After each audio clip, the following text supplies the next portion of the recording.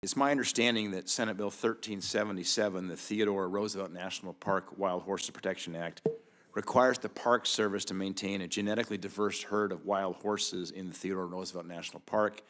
Under the bill, the population of the horses should be no fewer than 150.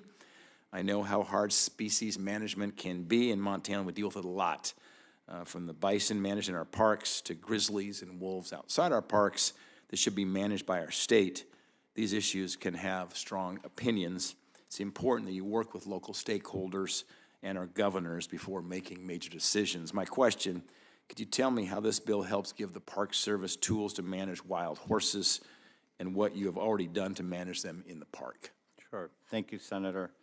S1377 helps us by providing explicit congressional guidance to maintain a healthy, genetically diverse population while ensuring that horse management remains fully consistent with protecting the park's natural resources. It requires us to develop a cost-effective management plan, establish objective population and genetic benchmarks, and formalize the monitoring and reporting that we have already conducted. It provides a clearer congressional parameters and greater predictability for both the park and the public.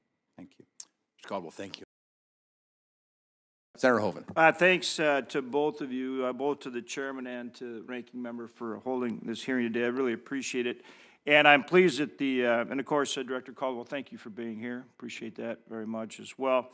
I'm pleased that the subcommittee is considering a number of bills today, including S1377, the Theodore Roosevelt National Park Wild Horses Protection Act. Horses have long been a living, breathing part of the Theodore Roosevelt National Park in North Dakota, and they're key to the visitor experience. Their presence dates to the early ranching era of the Badlands, long before the park was formally established. Today, the horses maintain the historic scene that reflects what Theodore Roosevelt himself would have seen during his time in the Badlands and the Dakota Territory. And these were very formative years that shaped the character and conservation ethic of our nation's 26th president. Unfortunately, there have been multiple attempts over the years, including as recently as 2022, to remove horses from the park. Each one has been met with overwhelming, and I mean overwhelming, opposition from the public. And that's why we work to craft a balanced, durable solution that provides permanent protection for horses in the park.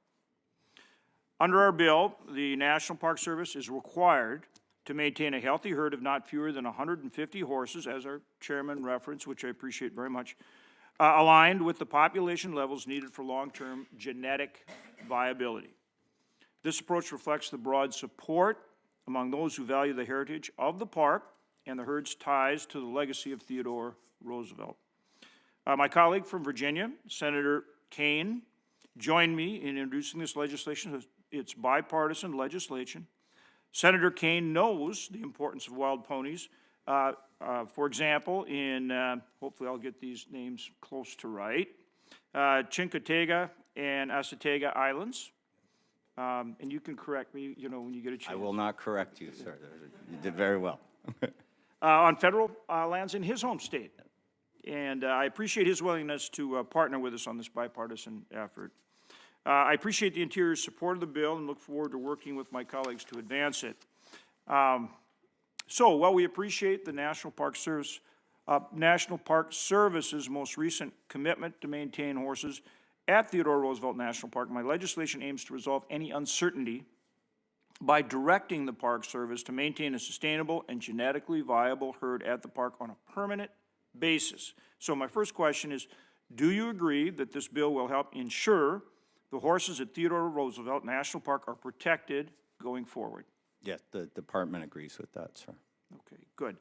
And second, does establishing in statute a requirement for a healthy, sustainable herd give the clear direction necessary to manage the horses for the long term? Yeah, the department's support of this, one of the primary reasons is that specific congressional direction. So thank you. Good.